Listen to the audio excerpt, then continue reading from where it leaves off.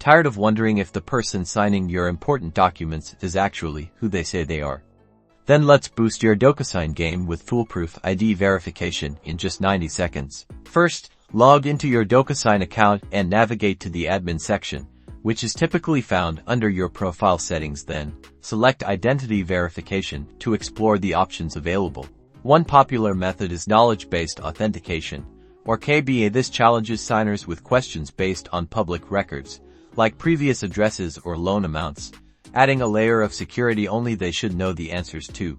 Next up, we have ID scanning. This allows signers to upload a governmentist ID, like a driver's license or passport. Docusign then scans the ID for authenticity, checking for common signs of fraud and verifying the signer's identity. For the highest level of security, consider live credential analysis. This option uses real-time data to assess the legitimacy of the ID, cross-referencing information with multiple databases to ensure the document is valid and hasn't been reported lost or stolen.